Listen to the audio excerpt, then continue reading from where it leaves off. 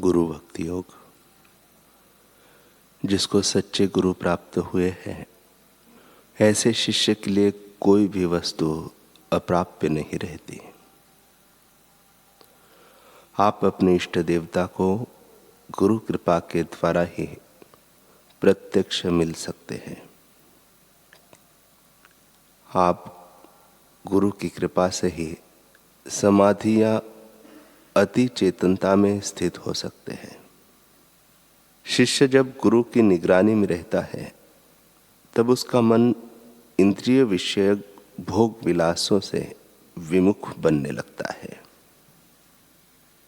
ब्रह्म क्षोत्रीय व ब्रह्मनिष्ठ गुरु के पास शास्त्रों का अभ्यास करें, उनमें श्रद्धा रखें।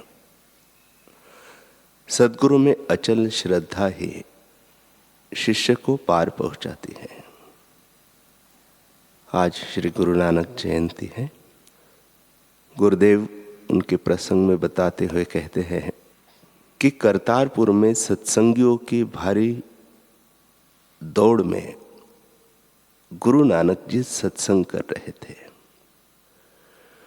किसी भक्त ने तांबे के पैसे रख दिए। आज तक कभी भी नानक जी ने पैसे उठाए नहीं थे, परंतु आज चालू सत्संग में उन पैसों को उठाकर दाई हथेली से बाई और बाई हथेली से दाई हथेली पर रखे जा रहे हैं। नानक जी के शिष्य बाला और मर्दाना चकित से रह गए। तांबे के वे 4 पैसे, जो कोई 10-10 ग्राम का एक पैसा होता होगा, करीब 40 ग्राम होंगे। नानक जी बड़े गंभीर मुद्रा में बैठे हुए सत्संग करते हुए पैसों को हथेलियों पर अदल बदल कर रहे थे।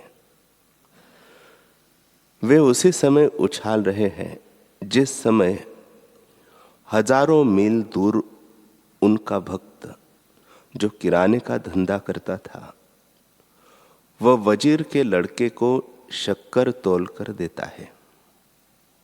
शक्कर किसी असावधानी से रास्ते में थैले से ढुल गई। वजीर ने शक्कर तोली तो 4 रानी छाप पैसे के वजन की शक्कर कम थी। वजीर ने राजा से शिकायत की। उस गुरुमुख को सिपाही पकड़कर राज दरबार में ले आए। वह गुरुमुख अपने गुरु को ध्याता है। नानक जी, मैं तुम्हारे द्वार तो नहीं पहुंच सकता हूं, परंतु तुम मेरे दिल के द्वार पर हो, मेरी रक्षा करो।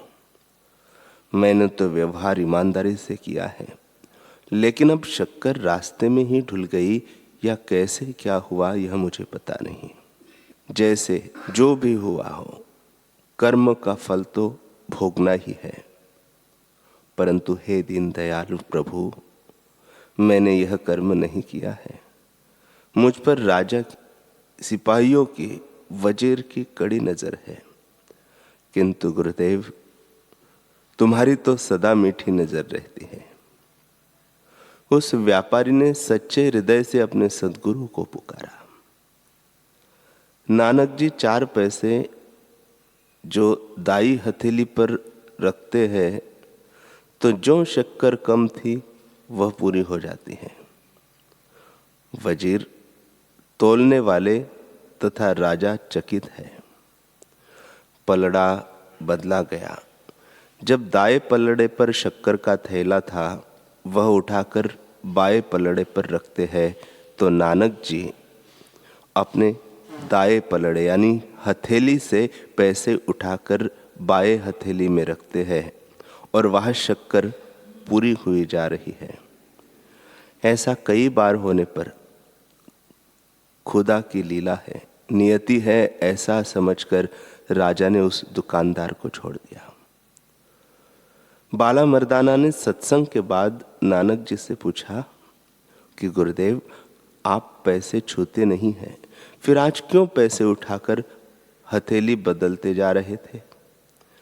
तब नानक जी बोले, बाला और मर्दाना, मेरा वह सोब सिंह जो था उसके ऊपर आपत्ति आई थी। वह था बेगुनाह। अगर गुनहगार भी होता और सच्चे हृदय से पुकारता तब भी मुझे ऐसा कुछ करना ही पड़ता, क्योंकि वह मेरा हो चुका है और मैं उसका। अब मैं उन दिनों का इंतजार करता हूं कि वह मुझसे दूर नहीं, मैं उससे दूर नहीं, ऐसे सत अकाल पुरुष को वह पाले। जब तक वह काल में है तब तक प्रतीति में उसकी सद्बुद्धि होती है। उसको अपमान सच्चा लगेगा, दुखी होगा, मान सच्चा लगेगा, सुखी होगा, आसक्त होगा। मैं चाहता हूं कि उसकी रक्षा करते करते उसको सुख दुख दोनों से पार करके मैं अपने स्वरूप का उसको दान कर दूं। यह तो मैंने कुछ नहीं उसकी सेवा की, मैं तो अपने आप को दे डालने की सेवा का भी इंतजार करता हूं।